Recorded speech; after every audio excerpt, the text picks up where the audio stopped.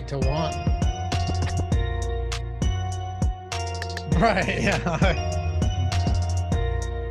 180. Yeah. Right, assuming standard juice.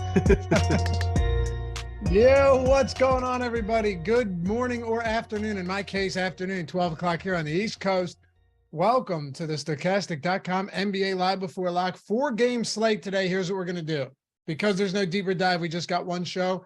We're going to break them down game by game and then leave some time on the back end of the show, talk a little strategy, game theory, answer some questions, and do it that way. That's the most efficient way to get it done when we've only got one show. For those of you coming in after MLB strategy, welcome. For those of you just getting here, welcome to you too. Dave Loughran at Laffy_D on the Twitter is joined by not Josh Engelman today. I guess his flight got delayed, but filling in admirably as always, Eric Lindquist at Eric Lindquist on Twitter. Been a while since we did an NBA show, man. Yeah, I mean, I don't know if we've ever done an NBA show. We've been in the NFL streets quite a bit in our day, but this legitimately might be our first NBA show together. I think we did one of the Pick'em sites NBA show together earlier this year, but not a live before lock, not a deeper dive. We're here, and we rotate on the odd shop too because our schedules are so much different that they're always overlapping. So we haven't done an odd shop together either, but we're here. And it's you got to break up the dynamic duo from time to time. But on Sunday, you know, the stars aligned. You get the best two that exist over on the oddshopper.com together. It's good stuff. It's gonna be a good show, man. Happy to have you guys here. 4 games too. I tell you, before we actually get, and by the way, we're almost at 100 thumbs up already. Shout out to you guys. Hit that thumbs up. If you have a single second, that's all it takes. We forget when we walk in. I'm just here to remind you, hit that thumbs up. Let's put some numbers up today. It's a Sunday. People are feeling good. Get to sweat basketball and baseball all day long. Maybe a little hockey. I'm assuming there's some hockey today. And thumbs up, subscribe to the channel. Let's make it happen. How weird have some of these games been though, man? Like yesterday, I didn't stay up to finish everything. My wife's been sick. I was like, I know I got to get up at a decent time today. I go to sleep for the what game was it? Lakers game. At one point, that's like 44-15. The Knicks Cavs game has a total tonight of 205. The Cavs scored 77, was it, points in regulation? The Hawks had 73 at halftime in that game against Boston a few hours before that. Like, you've seen so many spots where a team comes in and routs them, and then the same matchup, very next game, same venue, matter of fact, complete opposite direction. So it has been an odd playoff so far for some of these series.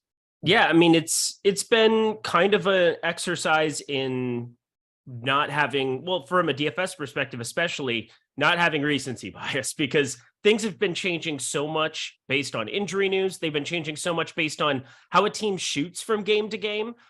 We've had Atlanta be incapable of putting the ball in the basket. Then Trey Young becomes a god. And then there's situations where you think you know exactly what somebody's going to be. You have like a 1% Ja Morant yesterday because everybody assumes his hand's like broken and that he can't play basketball. Puts up like 45, 13, and 5 or something ridiculous.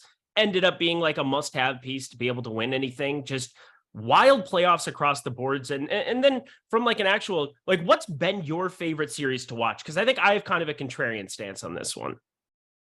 It's funny because you're probably, maybe this is some bit of recency bias because the first game was so bad.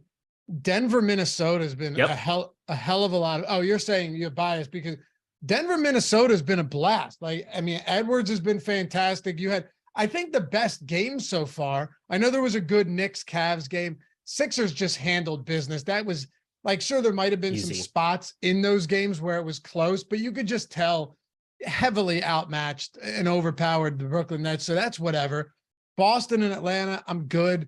Cleveland and Knicks, like there's a couple, one good game, and it's so Minnesota. Just that duel between Edwards and Murray alone is probably the best game I've seen this postseason.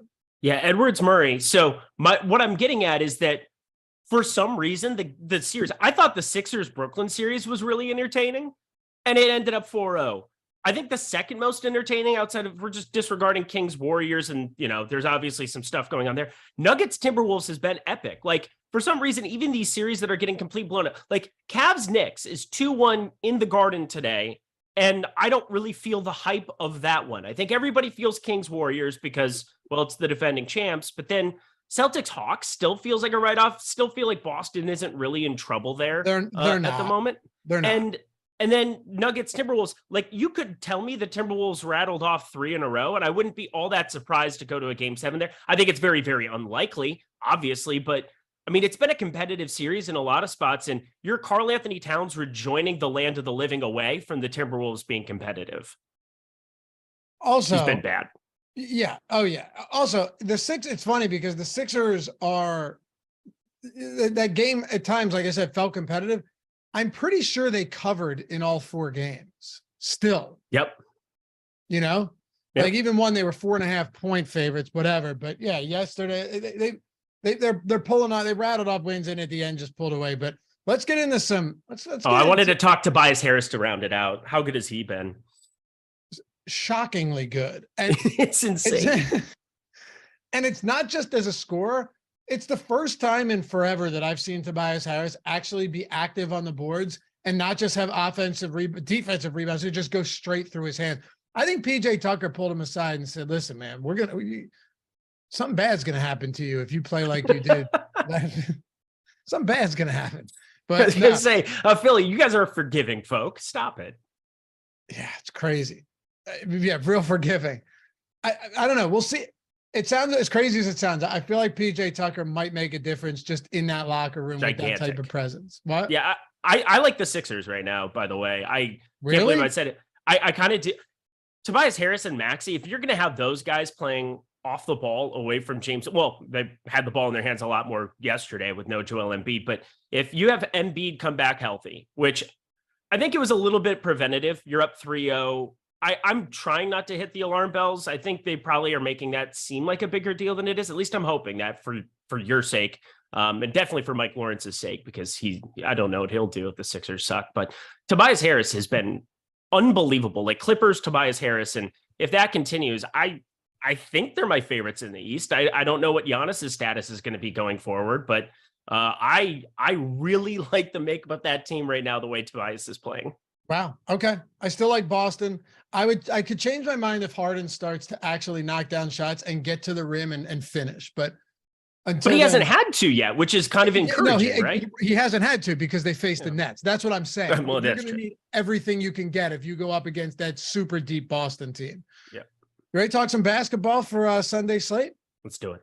Let's do it. All right. So Cleveland, 2.5 point dogs, just absolute. I'm telling you, I tweeted this. There was an embarrassment of a game for Cleveland. That wasn't just a loss. That was embarrassing the other day, but it's only one game. So it doesn't really mean all that much in the grand scheme of things if they can get out of this one with a W, come back home. But you're looking at ownership on Caris LeVert, significant 35 minutes in that game. But these guys lost a lot of minutes to blowouts, right? The bench was completely emptied with just under 4 minutes to go. He played 35. Garland played 33. Mitchell played 38. Again, Mitchell was on pace to play 45 or 44 minutes again, which is outrageous. All of these guys in this game, assuming it's competitive, assuming it's not a blowout again on either side, let's just assume it's close. It's a 2.5 point spread.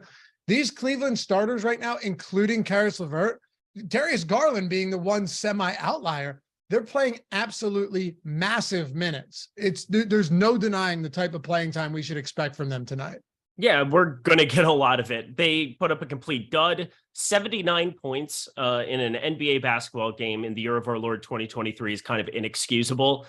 Caris LeVert. Didn't it remind you of like a Jazz Grizzlies game from the 2013, 14, 15 type era?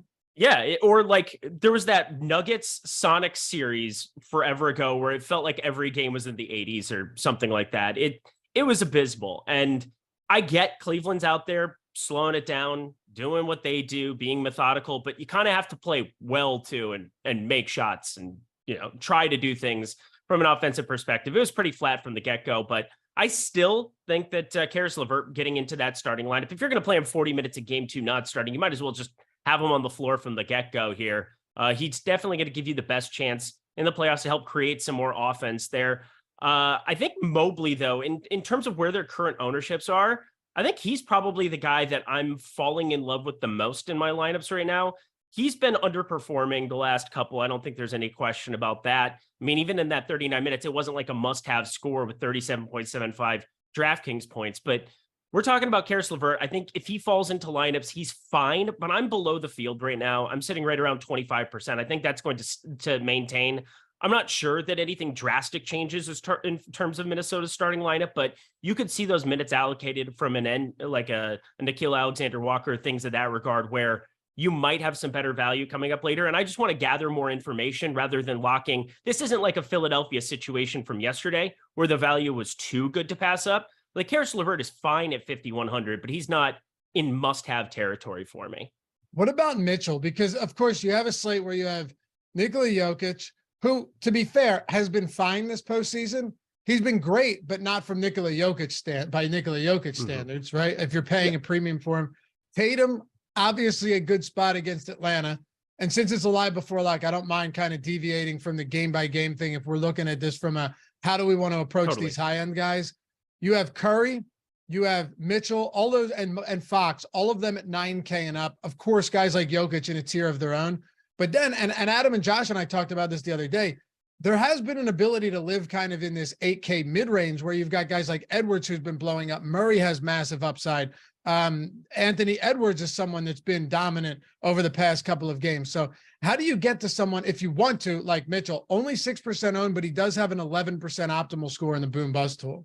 Yeah, well, it makes sense that you'd be landing in the 8K range a lot more on NBA slates like this, because you're not going to get those value plays that show up during the regular season, the 3K specials. You're really you're strapped thin. You're going down to the barrel and you're finding something that you can come up with sub 4K, like Isaiah Hartenstein, somebody on the other end of this one who's actually pulling ownership right now. Nickeil Alexander-Walker, who I talked about, 3,800. Those are the kind of guys you have to pair with a Nikola Jokic to make it work, or to really make it worth the while. And those are really thin plays. And so when you're looking at Donovan Mitchell, he gives you $1,400 coming off of Jokic, but I still think the game environment, if I'm looking at similar ownership for De'Aaron Fox at 9K, I got to take the De'Aaron Fox side of that one just about every single time. And Donovan Mitchell, from a fantasy point perspective, identical to De'Aaron Fox. I both think they both play about 40 plus minutes. Now, the question is, De'Aaron Fox has other guys around him, whereas Donovan Mitchell's a little bit more of a funnel. We see the higher usage for him, but I think all things being equal, which is what it is right now on DraftKings, just virtually identical ownership, I'm going to be going to Fox a little bit more than I am Mitchell today. Is there anyone else you want to get to for Cleveland? Not really. I mean, Jared Allen makes some sense at 6,800. He can always go out and, he could spike 14, 15 boards. It hasn't been very pretty for him recently too, but you got to think that 6 and 5, it was just an abysmal game all the way around from Cleveland, trying to throw that out the window as much as you can. But Evan Mobley, because of the power forward eligibility, he's falling into a lot of my lineup, 7K. I think he's got to be the guy who markedly needs to play better. Just identical fantasy right there is Jared Allen, and he's not center only. All right. So on the New York Knicks side, Quentin Grimes did not go through his usual pregame warmups. So Josh Hart started the second half of last game. I actually think we kick it off here just to break this one down, given that this is the first game to tip off. It'd be nice to have this, us be able to lay this out. If he doesn't start, and if he's not active, my guess is it would be Hart that starts so they can get quickly off the bench still. I think it would be, do you think it would be quickly in the starting lineup? I mean, I would assume it would be Hart based on what they've been doing in these playoff rotations. Again, he started the second half. I'm going to go with Hart right now, but I mean, it's the first game, so we don't have to worry about it too much. Yeah. What I'm saying is, if Hart starts or if Quickly starts, assuming Grimes is out, what type of interest do you have there? I would have a ton of interest in Quickly at 4,900 if he ends up starting. I think that would be pretty tough. However, there is a quick hook situation where Thibodeau, you could see a spot where if Quickly doesn't get it going early, might prefer to just go to Hart primarily, and then you're kind of stuck holding the bag there. But I think Josh Hart, shooting guard, small forward, wouldn't even be somebody that I would be that interested in. Starting here at 5,400, just a complete zero when it comes to usage. He does all the dirty work for this Knicks team. He's been an obvious catalyst since that trade from Portland to really take the Knicks and ascend them to the spot that they're at now. But from a DFS perspective, 5,400, there are so many other pieces that look way better for way cheaper coming up in later games. I can't imagine that he'd be somebody that I got to in any kind of a prominent way. Looking at the rest of this team, pulling up the boom bust tool. By the way, you guys know 50% off all of our tools if you're not in on that yet. Not just basketball either, baseball. If you've seen the Hall of Fame segment that we do between every deeper dive and live before lock, you've seen, and we're going to have an insane one that I have to record tomorrow. I know that for a fact because our own CEO, Tom Kennedy, took down 100K in the NBA slate, more, I think. Eddie Lai, our CTO, took down like 2 different 200Ks in back-to-back days. Steve Buzzard just absolutely murdering baseball. And all the other just comments go, hey, top stack tool, the top pitchers tool, this stuff is killing. Makes me happy to see that type of stuff. If you haven't checked it out yet, you want to just do baseball, we got you 50% off your first week, your first month, however you want to play it. You got, you could do the Fantasy Cruncher add-on on top of that. Or you want to go, oh, I like football, I like baseball and hockey and MMA, and I like PGA, and I like basketball, and I like F1 and NASCAR. And even if you don't, all the tools are at your disposal anyway. So take advantage of that. 50% off everything, top to bottom, for a week, a month, whatever package you're looking to do. You want to add the Fantasy Cruncher add-on, go for it. And also, if you're just trying to say, hey, I want to get myself a free month eventually, rock the Stokastic avatar. Stokastic.com/avatar. You guys know how to do it. Make sure you have it. DraftKings, FanDuel, wherever it is you play. So when you do hit that tournament or finish top 3 in a field of 5,000 or more, even if it's in the quarter arcade, doesn't matter. It could be the nickel.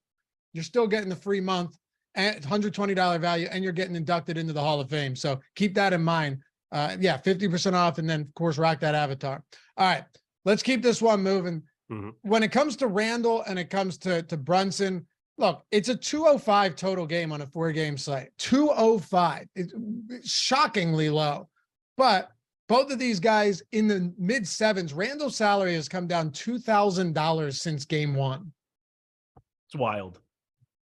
It should, though. I mean, this is I agree. He was overpriced. Run into. He was overpriced for sure. Yeah. And that makes him fantastic today. 7,700. He's my favorite play from this entire game. Okay. Julius Randle, I think it's as hard of a spot as you're ever going to run into, but now you get the discount.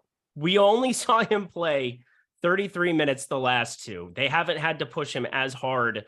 I think it's going to be one of those games where Julius Randle gets some opportunities.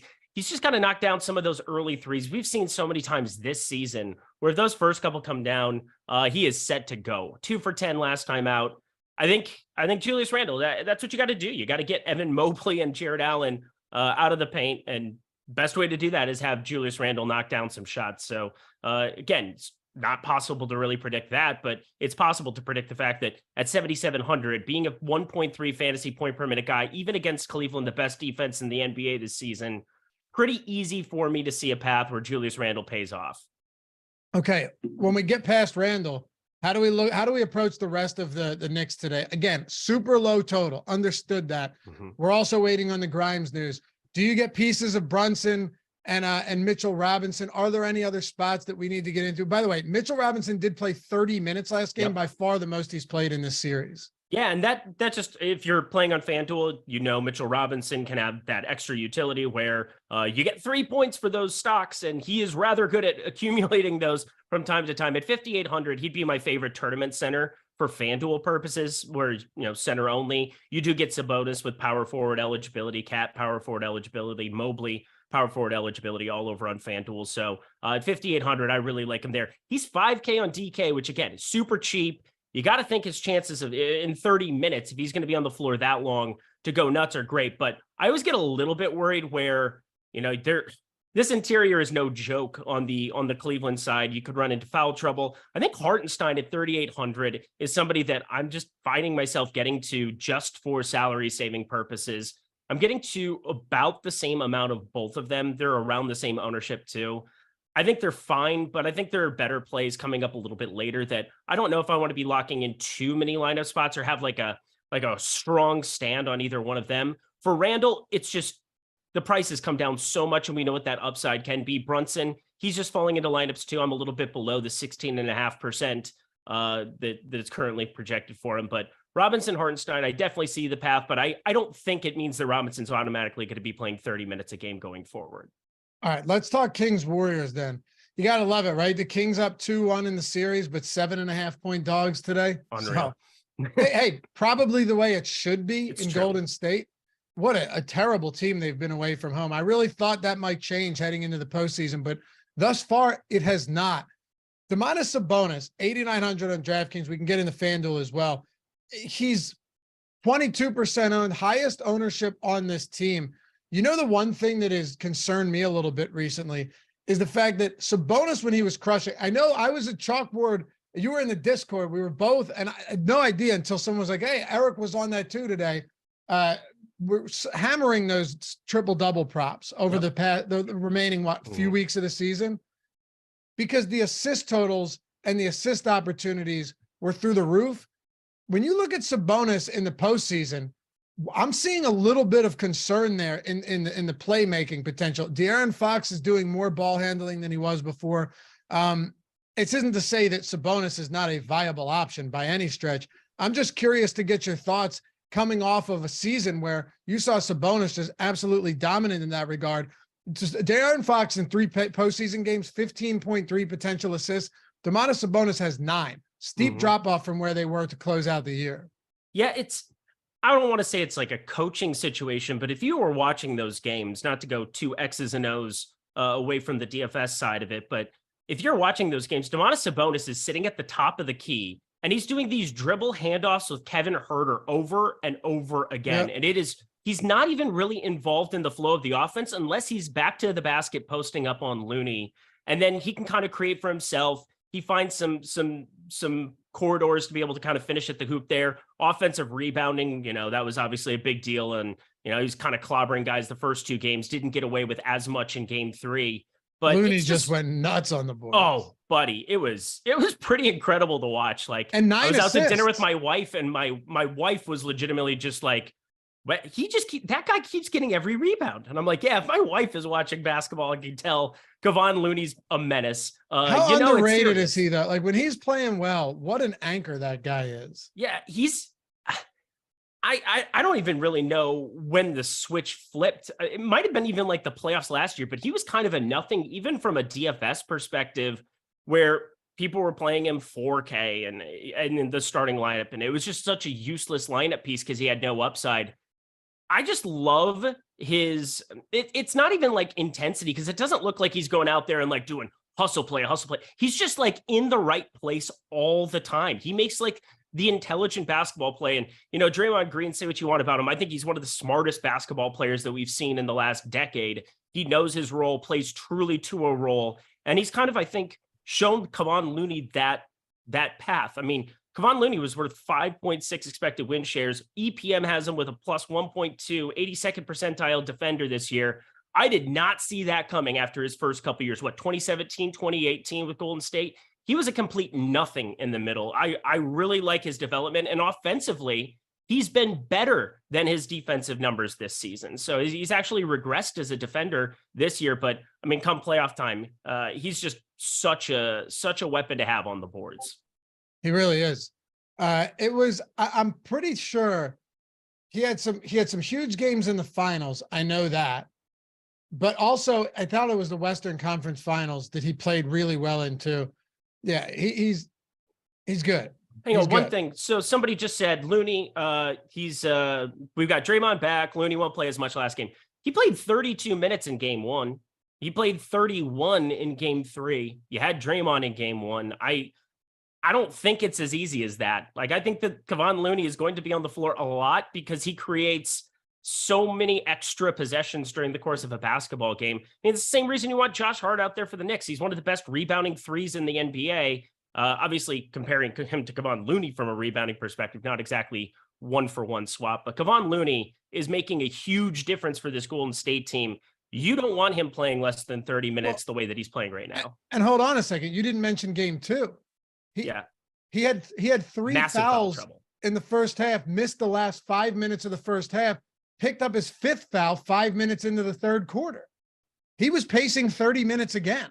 Yeah, he's on the floor for you're not projecting him for less than 30 minutes today, even with Draymond Green back. And he's also, go look at Kevon Looney's offensive rebound rates. They're astounding. You think you don't want him on the floor when Sabonis is out there too? I think, look, you have no idea because we've seen Kerr do some weird stuff with Looney in the past, but I don't think it's unreasonable to assume that he can get to 30 plus minutes again today at all. He would have if he wasn't in foul trouble. I have him projected for 31. We also got that news. Josh Hart is starting. So good to know. I figured he Quinn was, Grimes yeah. out. Yep. So we're covered there. What else do you want to do with the Kings here? And then feel free to for the sake of time, feel free to transition over to the Warriors, and I'll sit back and listen, Eric. Oh, okay. I'll give you a second. You can kick it. Go ahead. I don't need a second. I just know that we have 32 minutes left and we both like to talk. Okay. Well, there's that. Domantas Sabonis, 8,900, sitting sub 9K.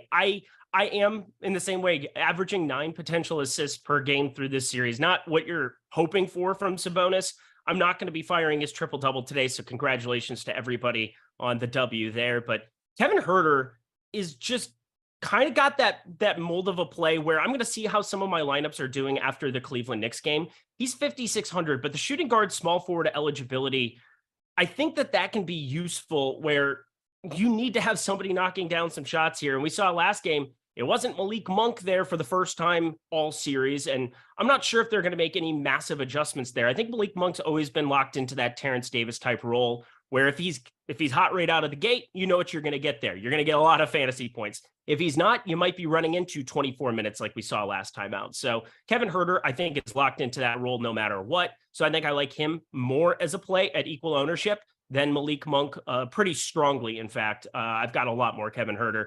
Harrison Barnes, we've seen a lot of steals in the first couple of games as well. I think that buoyed his fantasy performance in games 1 and game 2.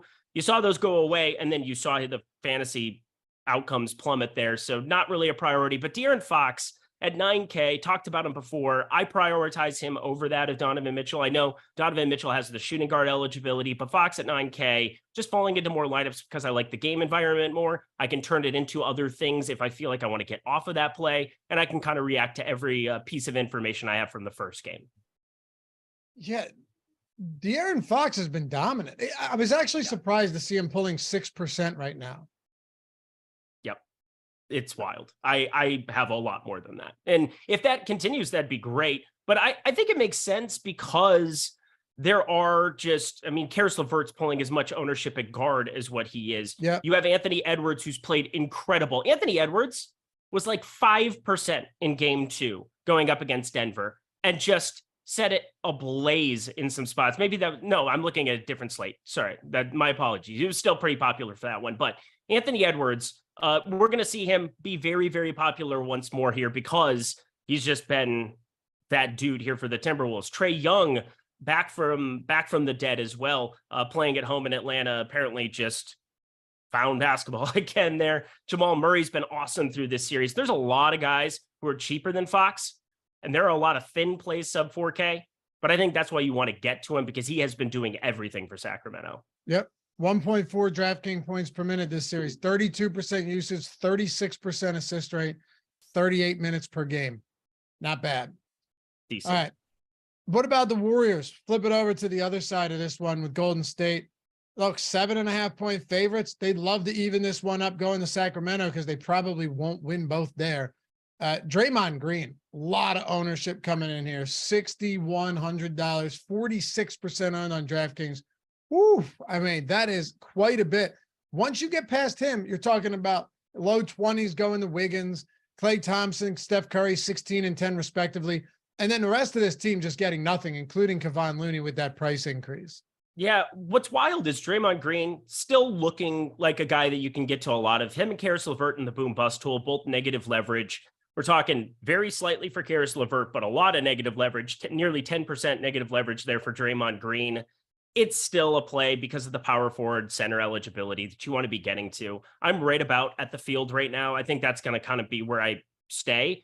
Again, I can get off of plays. We'll see how Karis LeVert does in that earlier game here. If he completely smashes who I'm way below the field on, that'll be a treat. That'll be fun. Probably I'll have to get off of some Draymond Green there too, because of the overlap those two will have in a ton of lineups. Those two are going to be very highly correlated in lineups, but Draymond is undeniably at this price, somebody who can pay off in a big way for you. Fantasy point per minute guy, the ejection definitely took some minutes at the end of that last game. Otherwise, you're going to expect 34 minutes, 36 minutes in most situations for this basketball game. So pretty easy to see why he's the most popular play on the slate. All right. Let's see here. Someone asked, with Draymond coming back, who's hurt the most?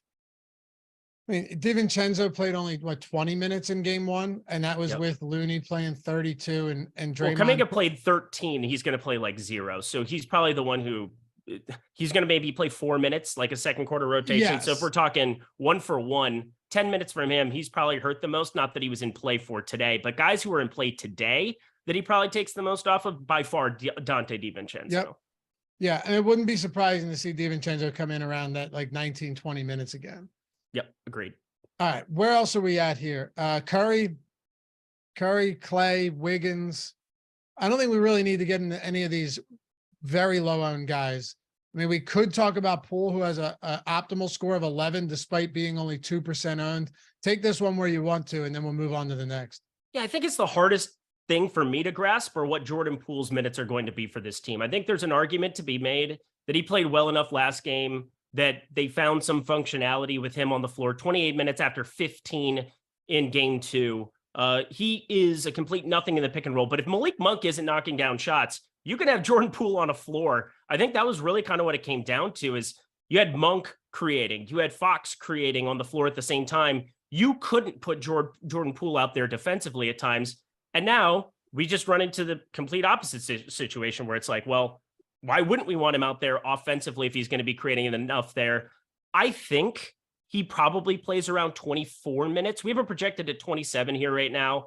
I'm not getting to him in lineups, but he does feel like that X factor kind of guy where if I have some dead lineups, maybe I try to make the swap, try to force it to happen there. But I think I would be very surprised if we got to the end of the day and a 6K Jordan Poole on DraftKings with Draymond Green back was the reason I didn't win this slate.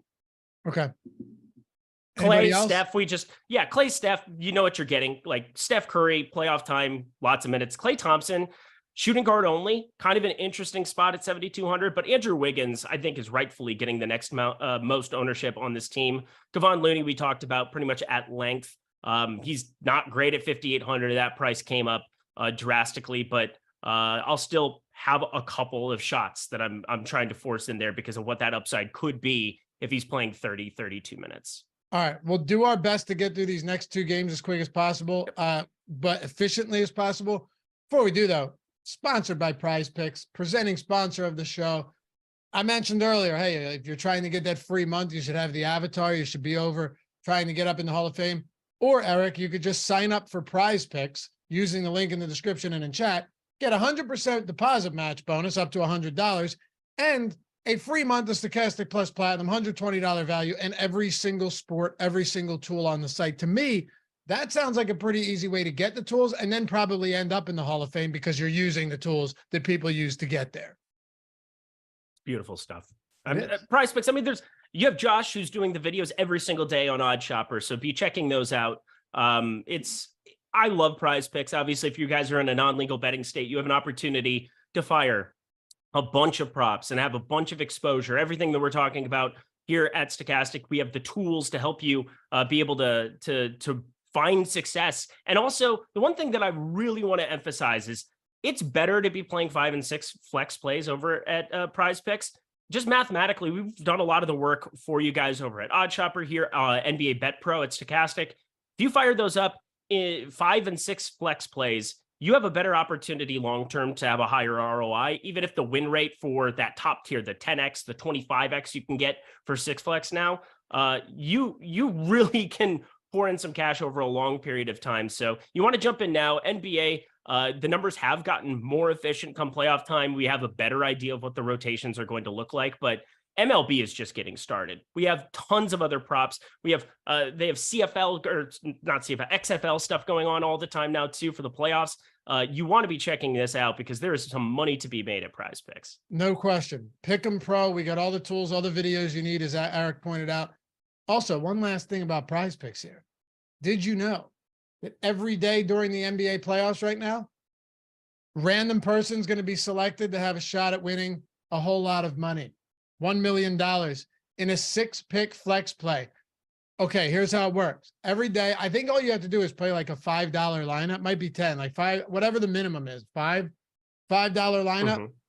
Get a $5 lineup in, and someone every day is randomly selected for that. You're going to be playing over there anyway. Like I said, if you're looking for the free month, if you're looking for the deposit match bonus, link in the description and in chat, sign up. You'll get all of that like that. But also pretty nice to be able to say you threw your hat in the ring, even though you were going to play anyway. So now if you win, if they randomly select you, if you hit all 6 in this 6-pick flex lineup, it's $1 million. If you hit 5, it's 80,000. If you hit 4, it's 16. Be incredible if somebody got that opportunity that watches this show, that signed up and they hit, 4 or 5 or 6. So that's just a little pot sweetener there. If you are on the fence, check it out. Link in the description and in chat. PrizePicks, sponsor of the NBA Live Before Lock. You get your free month, you get your deposit match bonus, and a shot to maybe become $1 million richer. Who the hell knows? All right, let's talk about Boston and Atlanta here. We've got the Boston Celtics, 6-point favorites. Credit Atlanta for not just giving up in that game. They steal a win. I think it's the last win that they're going to get, but that's irrelevant at this point, Eric. We need to dive into the Boston Celtics here.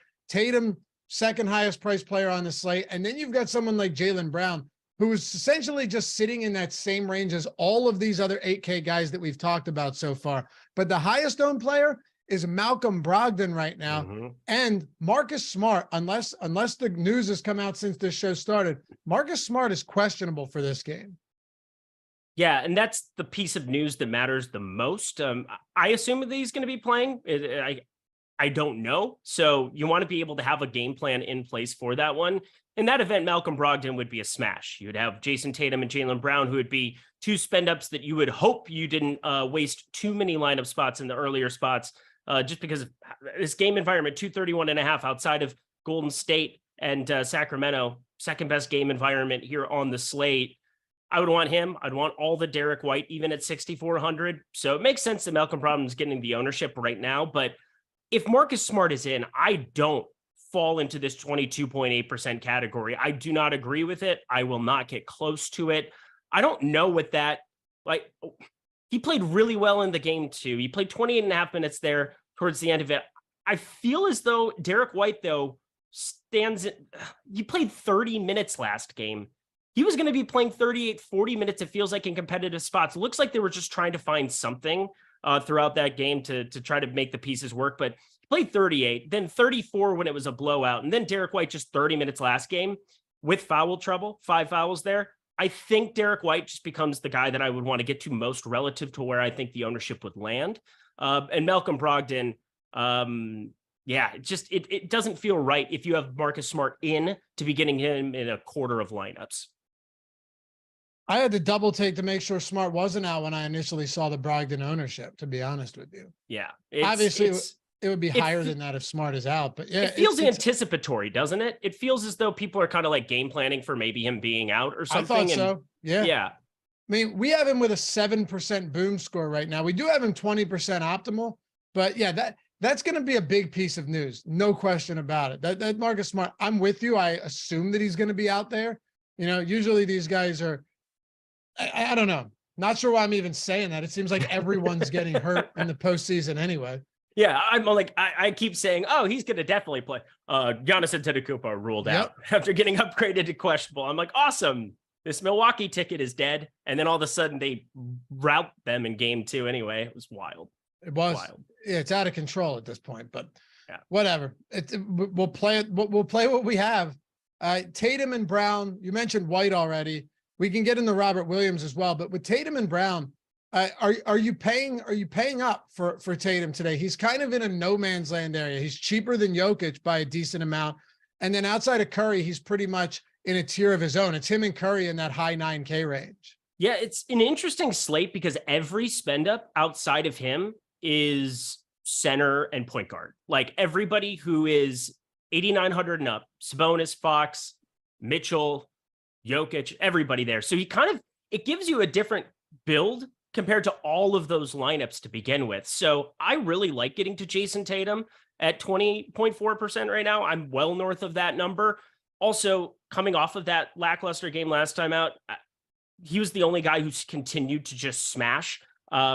Feels like he's going to just be locked into 40 minutes every single game, regardless of game script, regardless of how anything goes. So, like, I don't know, 40 minutes of Jason Tatum, who's over a 1.4 fantasy per minute, point per minute player, with the opportunity to come back after game 3, just a dud by the rest of his basketball team. I love getting to him. Just gives me a completely different build. You want to talk about Atlanta here? Or you got some other spots worth getting into?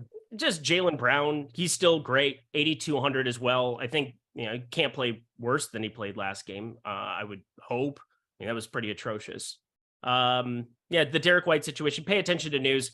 Do you have any interest, like Robert Williams, 4,700? He's pulling some ownership, and it feels really thin. And Robert Williams has just not been right this whole year. No, and he hasn't played more than 23 minutes. Josh and I talked about it in game 2. We're like, if he's going to get the additional minutes, he could get up there. He could play high 20s. He comes out, plays, and it's not like he's been in foul trouble. Played 19 minutes last game in a game they lost. So now you have 2 games where they had comfortable leads in the second half, and he plays 22 and 23. Then you have a game where they're playing from behind, and he still only plays 19 minutes. So even when you're looking at the circumstances of each game and you're getting kind of a combination of both, you haven't seen his minutes even really dictated by game flow either. That's kind of where I'm at. And it's sad because we know what the block upside could be. Like, if it's very easy to see 4,700 Robert Williams working out in 24 minutes of playing time, but maybe the 19 minutes was just because that game got a little bit wonkier than what the final box score indicated. But I am not overly encouraged still to be getting there. Al Horford, he's in like 2 lineups. Like, the rest of this team, you kind of know it is what it is. I'm not playing Grant Williams. I'm not playing anybody else there. But if Marcus Smart is ruled out, pretty much everything opens up. Okay. How about the Atlanta side? Trey Young, first couple of games, you're looking at him, you go, man, is he actually losing? Is it possible that this guy's losing minutes because of how much of a liability he's become on defense? He did play 37 minutes last game, got back to it finally. 2 for 6 from 3, fine, but 12 for 22 from the field, 6 of 6 from the free throw line. Like, if Trey Young is not out there gunning and knocking down shots, he's a liability. So it's always interesting to see what happens with him from a playing time perspective against this dominant Boston team. You still have to play him as many minutes as possible right now. Without him, you just have no shot because Boston's dominant on both sides of the floor. But Trey Young down to 8,300. This is the cheapest he's been in the series by far. Series started off with him at 9,600. Unreal. But it makes sense. This is a guy, Trey Young. Last game, you brought up 2 for 6, kind of a throwaway, but it was the first time he had shot over 25% from 3 in a game since March. Wait, what? Yes. That can't be right. It is. I'm 100% not fucking with you.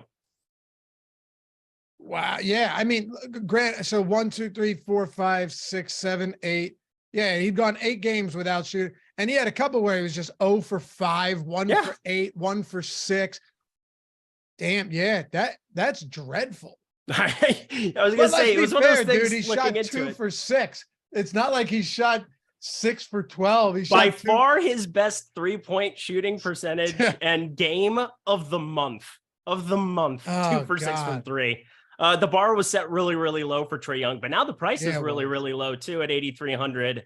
I think he's a great addition to your lineups. Again, he's much cheaper than the likes of those 9K guys we talked about. I still have more Fox because of where that ownership is. People are getting to Trey Young. I'm nervous that people will play him in bulk here, but I also think Boston in certain spots, as you said before, he is no doubt about it, a defensive liability. So if he's not knocking down shots, you have Quinn Snyder out there now who could actually quick hook a dude. And, it's going to be DeJounte Murray out there with Sadiq Bey, DeAndre Hunter, that'll be a big guard lineup for sure. But looking forward to just seeing this game in general. I'm with you where I think Boston kind of asserts themselves, but what that means in terms of like ownership, Okongwu is the one that I'm having a tough time because we talked about Robert Williams at 4,700. At least for Okongwu, he's played better than Clint Capella this series. Now, they've been still strictly, I mean, other than like 2 minutes of John Collins at the 5 in game 2, it has been a strict timeshare there. And it's really unappealing to try to be like, oh, do I want to jam a guy who's guaranteed to play 24 minutes unless Clint Capella gets hurt or is in foul trouble or something at 22% ownership? Doesn't feel great, but he's 4,200 and salary savings are really tough to come by. That's why you're seeing Sadiq Bey, who I'm not going to be playing at 4K. So congratulations to him on another phenomenal shooting night there. 27 minutes last time out. Maybe we see those minutes ramp up again, and that's just going to be what it is going forward, but I'm not convinced. I think that there's a lot of ways that goes south. So yeah, Okongwu, I'm still not sure what I want to do, but pretty positive Sadiq Bey, DeAndre Hunter at their current ownerships. No way I'm going to be getting north of 20%. Man, it's pretty crazy though. This Okongwu Capella split is basically down the middle right now. Yeah. So give me the 4,200 guy like everybody else is. Right.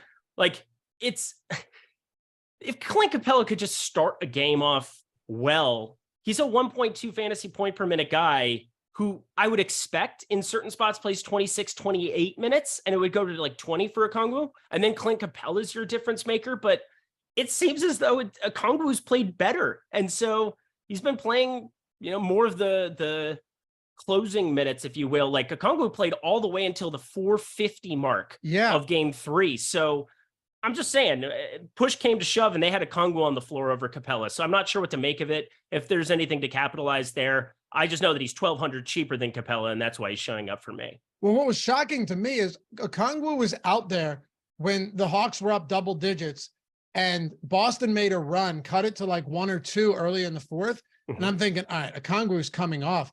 He stayed on for another 5 minutes. Like when Boston had just cut the lead, you're like, Capella's coming back. He did it. He didn't come back till the final 5 minutes of the game. Yeah, you're right. Josh Gill, saying this is not a Capella series, can't score. It's not even necessarily that, because you're not asking Okongwu to go out there. Okongwu's not exactly an offensive juggernaut either. That's what I'm getting at. He's not that guy, but I will say that I think he's looked better in this series for whatever that's worth. If I'm Quinn Snyder, I'd be okay playing Okongwu with the lion's share of minutes, but maybe that's just wishful thinking because one's 4,200 and one's 5,400. All right, what are we getting into? Round this out with Denver and Minnesota? Let's do it. Oh, and hit that thumbs up. What are we at? We got over 1,600 people watching, 256 likes. Atone for your sins, my friends. We forget, again, subtle reminder that it helps us keep the lights on around here. Only going to take you a single second. You're going to feel great about yourself. After this show's over, your day is going to become better because you took a second to hit that thumbs up. So appreciate you guys. Much obliged, as Omar would say.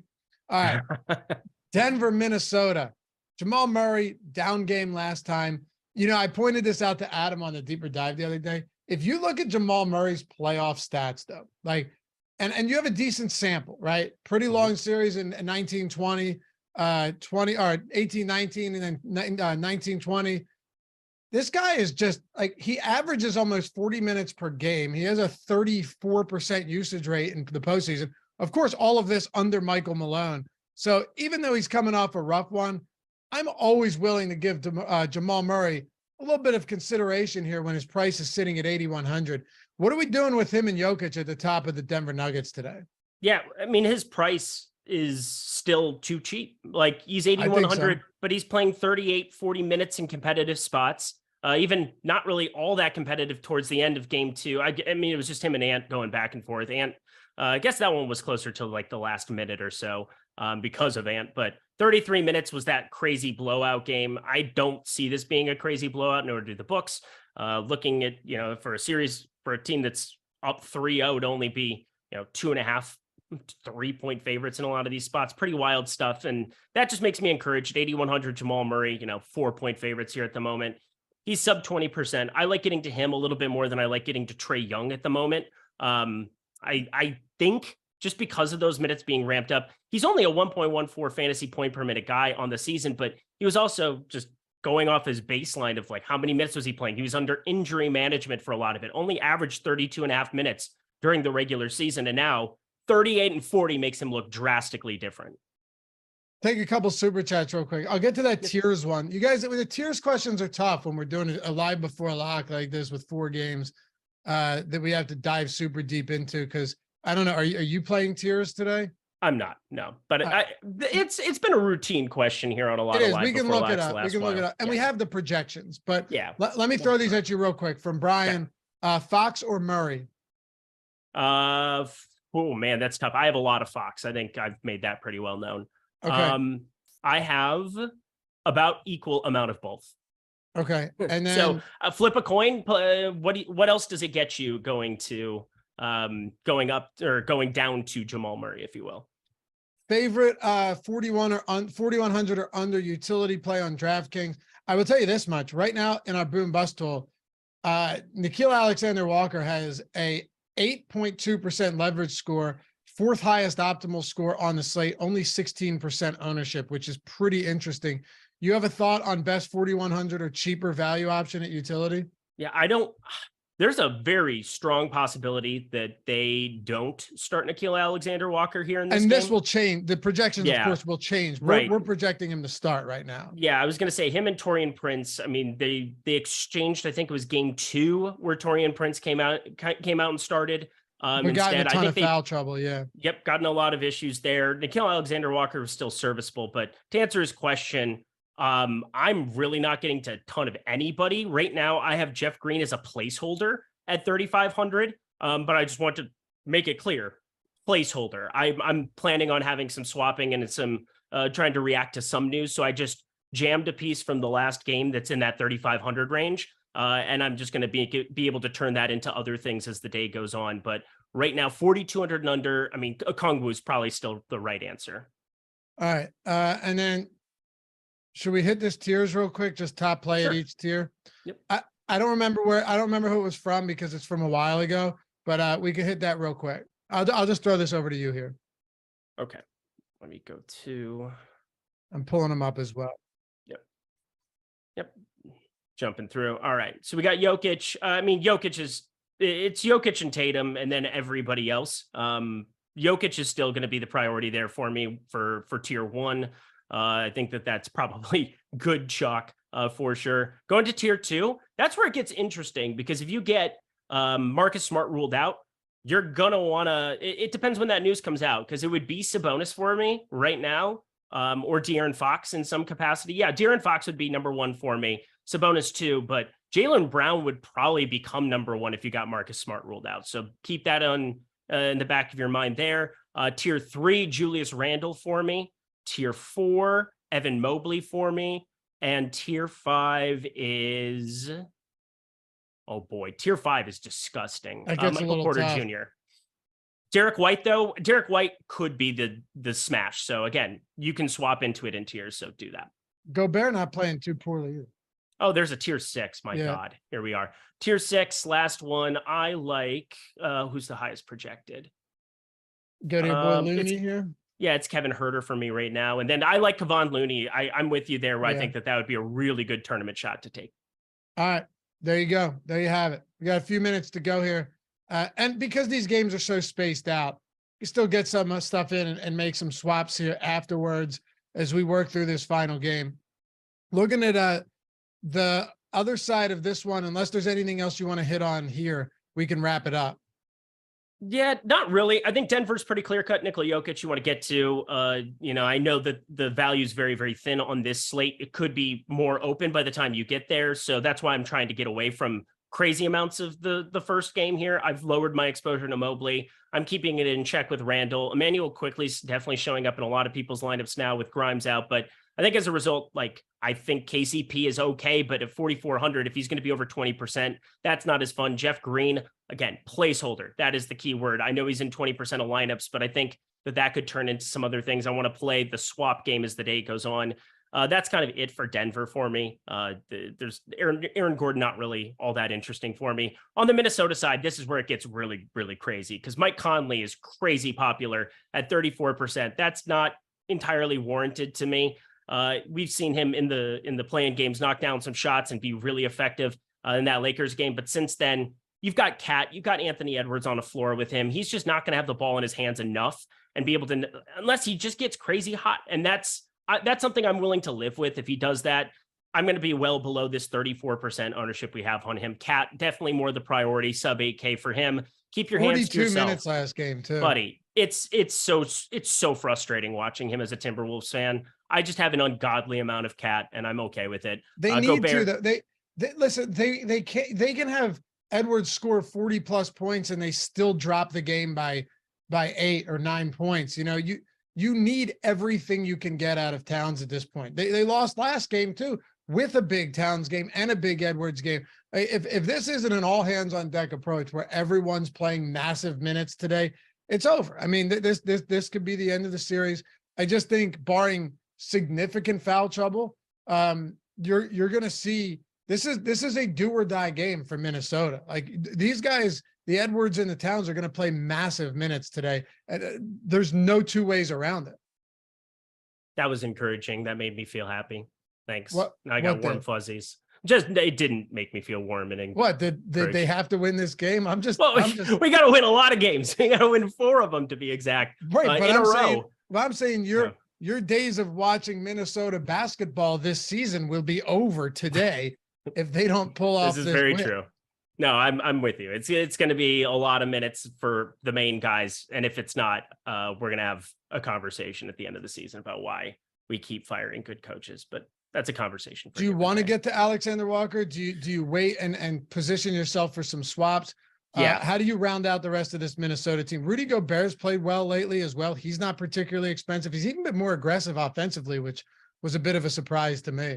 Yeah. So Rudy Gobert, 6,600. He's just, from a tournament perspective, he's a center that you got to assume is going to be out there a lot with Joker. They have all season or all series long. I wish Naz Reid was there, because then we could at least maybe bring some offense to the table to really counter it. But as he said, he's been serviceable, 19 and 18 the last 2. Problem is, when he goes to the free throw line, it's still, 4 for 8, 2 for 4 in games 1 and 3. Did go 5 for 6 game 2. So getting to the line, not exactly an ideal situation for having Gobert out there. For me, though, I just get this feeling that Taurean Prince is going to be a guy that you're going to want to have in some lineups, maybe preload that as well. Jeff Green as a placeholder is just fine too, considering I think he's a little bit cheaper there, 3,500, but I like getting to whomever that third or that 5th starter is for the Minnesota side. I'm just got that weird feeling it's going to be Taurean Prince, so I'm kind of firing him up a little bit. All right. Hey, we tried to leave some time, but it's tough with these 4. The problem with the 4 games and the 3 games is you have to talk about everybody. That's the problem. You can't just talk about 1 or 2 guys. You have to talk about everybody. Follow Eric at Eric Lindquist, me, Loughran_D. Thanks to Mike for producing this one. And remember, guys, we'll be back with you. Tomorrow? We got a ton of stuff. I mean, you got your MLB videos out every day. We got Deeper Dive. You got Live Before Lock, MLB, NBA, everything. Top to bottom, we got you covered, whether it's here or on the Odd Shopper channel. Come check it out, and we'll see you back here tomorrow. A little NBA action. Peace.